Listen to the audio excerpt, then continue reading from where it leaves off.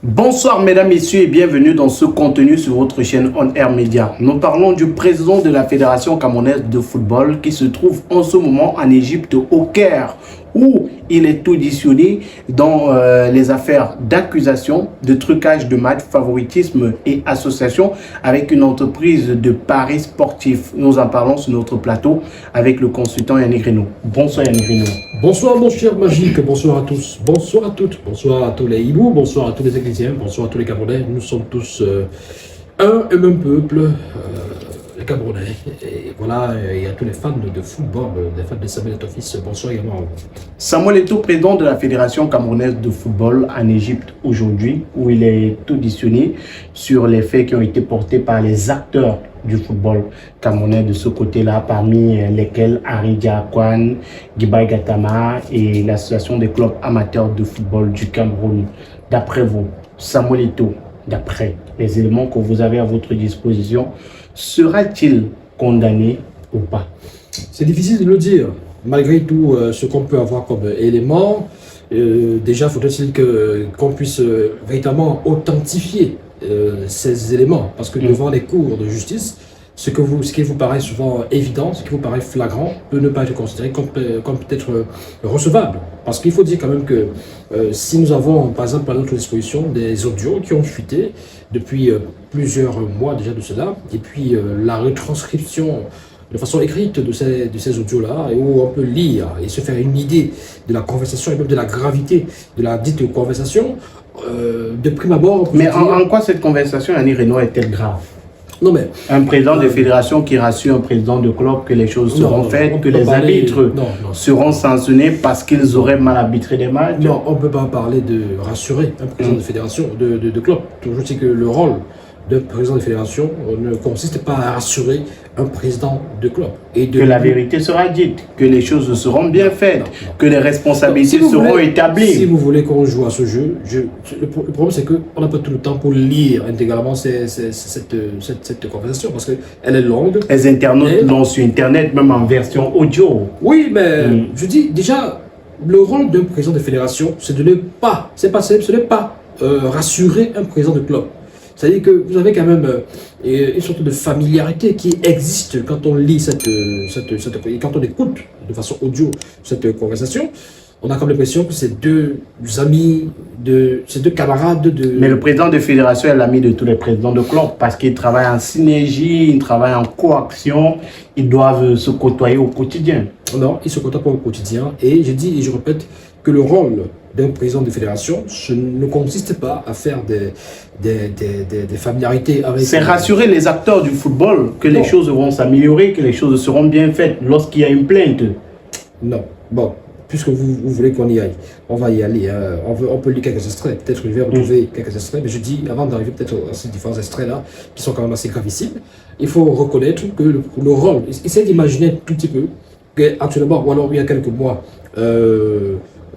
Noël Le Graët, qui est président de la Fédération française de football, qu'il discute avec le président de tel club de deuxième division qui se plaint parce que, il pense que son club qui est censé monter en première division connaît des difficultés et que le président Noël Le Graët lui dise et le rassure et lui rappelle que c'est leur objectif que son club monte en première division. Il y a quand même des choses qui sont graves. Maintenant, je suis en train de dire, faudrait-il encore authentifier? Parce que là, vos questions que vous posez là, on a l'impression déjà que, ok, c'est bon, c'est authentifié, c'est reconnu, etc. Non, mais on a l'avocat Samuel Eto'o qui a fait une sortie les éléments en nos possessions, les éléments en nos possessions sont gravissimes. Encore faudrait-il qu'il soit recevable. Mais Yannick Reno, on parle également de trucage de match. Là, c'est peut-être sur l'aspect favoritisme, trucage de match, association avec une entreprise de paris sportifs. On se souvient de ce contrat-là. Mais est-ce que Samuel Eto'o a son nom propre en tant qu'ancienne gloire, ancienne légende du football, personnalité publique, n'a pas le droit de signer avec une entreprise? Je n'ai pas les articles exacts, c'est-à-dire que je n'ai pas les articles exact, mais je pense que selon la FIFA, dans le code éthique de la FIFA, c'est quand même des choses qui sont graves. Mais de l'autre côté aussi, on a des articles qui disent que l'homme peut le faire. Non, Écoutez, si c'était faisable, peut-être vous allez me dire que c'est le tout premier président de fédération qui est superstar. Si c'était faisable, ça aurait été fait depuis longtemps. Peut-être que d'autres présidents de fédération n'ont pas eu des propositions. Vous pensez qu'ailleurs, les gens n'ont pas aussi besoin d'argent? Tout le monde a besoin d'argent. Vous pensez que Andriy Shevchenko, aujourd'hui, président de la fédération ukrainienne de football, il n'est pas superstar? Je vous rappelle qu'il est ballon d'or. Shevchenko est ballon d'or. Il a aussi gagné des Ligues des Champions avec le Milan AC. Il a joué à Chelsea, il a joué partout. Il est grand star, il est superstar, Shevchenko. Donc, il est président de la fédération ukrainienne de football.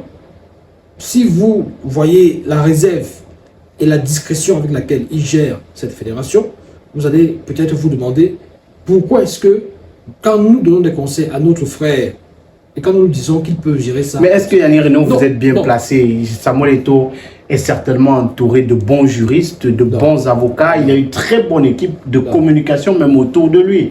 Donc, il peut lui donner des conseils par rapport à cela. Maintenant, nous, on regarde juste de l'extérieur.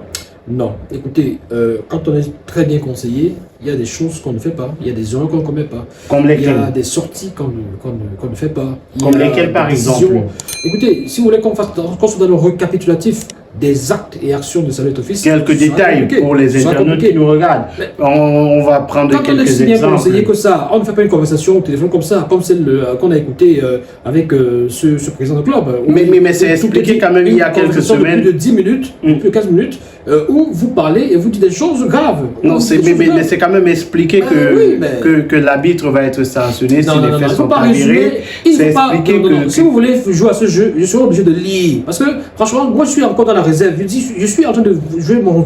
C'est-à-dire que dans mon... Non, mais les internautes qui nous regardent peuvent aller chercher les audios. Je suis en train de dire, pour l'instant, ça, c'est une affaire qui peine à être reconnue par les principaux concernés. Vous avez parlé de son avocat qui a dit que oui, mais bon, de façon générale, dans l'opinion publique et tout ça, on continue à vous dire ce n'est pas vrai, ce n'est pas authentifié, c'est de la manipulation, ce n'est pas reconnu, ce n'est pas recevable et tout ça. Donc, je dis, je prends les pincettes, je dis, sous réserve même, c'est-à-dire que malgré les déclarations, malgré les sorties de l'avocat, du conseil de Samuel Eto'o, qui reconnaît que dans cet audio, il était question de rassurer un président. Mais franchement, on n'est pas des moutons, on n'est pas des idiots, on comprend. C'est-à-dire que quand vous lisez cette conversation, quand vous écoutez cet audio, c'est-à-dire du moment où vous reconnaissez qu'il s'agit évidemment de celui qu'on accuse, si vous reconnaissez qu'il s'agit de lui, mais il était simplement en train de... C'est-à-dire qu'il y a eu une double bataille. Au début, on ne reconnaissait pas. Non, de façon officielle, Samuel Eto'o n'a jamais fait une sortie pour dire que ce n'était pas lui. Je dis, bon, c'est pas possible ça. De façon générale, il y a toujours eu une réserve par rapport à cette reconnaissance, de cette authentification. Certaines personnes ont dit que ce n'était pas lui. Laissez-moi vous rappeler les faits. Au début, qu'est-ce qui se passe? Quand l'audio est dehors, des proches de Samuel Eto'o passent sur des plateaux de télévision. Ils le reconnaissent. Des personnes à qui vous attribuez des proches avec Samuel Eto'o. On n'est pas là pour faire de l'humour. On est sérieux. Non, nous sommes très sérieux. Tout en est pas ami de famille. Nous sommes très sérieux. Comment vous dites que maintenant, tu t'es un employé de la fédération camerounaise. Je ne parle pas des proches. J'ai dit des proches. Je n'ai pas dit des fédérations, des gens de la fédération. J'ai dit des proches. Des proches de Samuel Eto'o, parmi lesquels tout le temps ou bien vous voulez... comment ça s'appelle? Mais est-ce que Samuel Eto'o nous a dit que tu t'emmènes magique. Permettez-moi d'aller au bout. Je suis en train de dire quelque chose qui est très clair. Ces personnes ont, sur des plateaux de télévision, ont reconnu qu'il s'agissait de Samuel Eto'o, mais qu'il n'y a rien de grave dans cet audio. Dans le cas, Serge Blanco a même dit que ça prouve que Samuel Eto'o est un grand président, est un bon président, parce que c'est un président qui est à l'écoute de ses... des présidents de club et tout ça, de ses collaborateurs et tout ça. Donc, pour lui, il n'y avait pas de problème. Pour lui, ce n'était pas scandaleux. Donc, lui, il a reconnu. C'est-à-dire que moi, quand il a fait ça, moi j'ai dit, voici quelqu'un qui ne comprend pas les enjeux de ce problème. Il va à la télévision, au premier jour, c'est-à-dire que juste quelques heures après que l'audio soit mis dehors, il commence à dire que c'est vrai que c'est lui, mais ce n'est pas grave, ce n'est pas un problème. Or, à ce moment-là, la défense, c'est-à-dire la ligne de défense, au niveau, dans l'état-major de Samuel Eto'o, l'attitude est de contester. Il conteste. Permettez-moi d'avancer. Oui. Quelques heures après, ou quelques jours après, pendant tout ce temps, on a vu des sorties, que ce soit celles d'autres proches, que ce soit celles des conseils. Les conseils ont menacé l'opinion publique, ont prévenu quant aux actes de diffamation qui pourrait être passible de poursuites judiciaires. N'oubliez pas ça, parce que moi j'aime bien rappeler les faits. Parce qu'ils ont fait des sorties pour prévenir, parce qu'il y avait une grosse... Il y avait une mobilisation sur la toile, avec notamment les Jalakouane et consorts, qui affirmaient mordicus, qu'il s'agit de lui et que c'est grave. Or, au niveau de l'état-major, même si on prêtait à Ito, même le fait d'avoir reconnu, parce qu'il y a des articles qui sont sortis où on disait que sur une radio, un média suisse, et ça, il aurait déclaré qu'il, dans un audio où il essayait de rassurer un président de club, on pense qu'on est en train de dire que c'est la mafia, on est en train de l'accuser d'avoir truqué des matchs, tout ça. Donc, il y avait un amalgame. Avait-il reconnu ou pas? Jusque-là, on était toujours perdu. Parce que quand des proches vont à la télévision et disent que c'est toi, mais tu ne faisais pas ceci, ce dont on t'accuse. Plus tard, tes conseils viennent menacer les gens en disant que arrêtez de dire que c'est lui, arrêtez de dire qu'il a fait cela. Et c'est parce que si vous continuez à colporter des diffamations, des fake news, vous allez être passible de poursuites judiciaires et tout le reste. Donc, on est perdu. Mais il y a quelques mois justement, quelques semaines, les conseils, dans une sortie, justement, ont reconnu que l'audio était bien de Samuel Eto'o. Bon, maintenant, mais sauf que les gens ont une mauvaise lecture de ce qui est dit. Effectivement. On minimise, et je vais vous dire quelque chose, c'est de bonne guerre. On minimise les faits, on minimise le contenu de l'audio.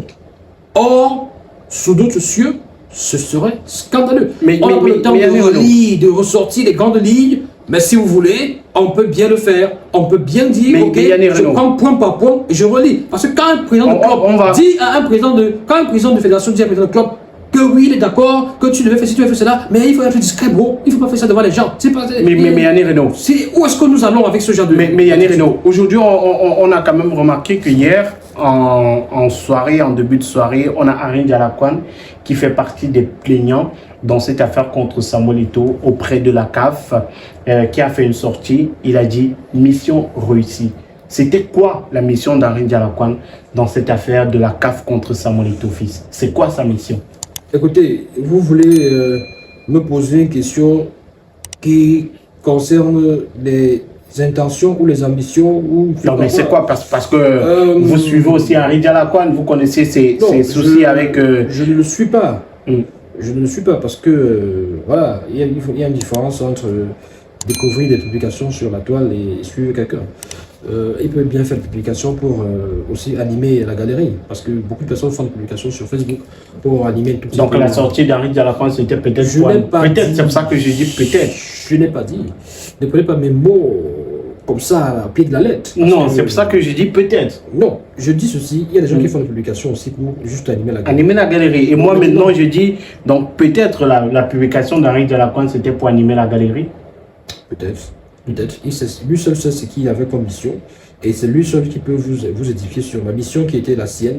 Ou est-ce qu'il parle de sa mission à lui, ou alors il parle d'une autre mission qui était destinée, qui était menée par quelqu'un d'autre.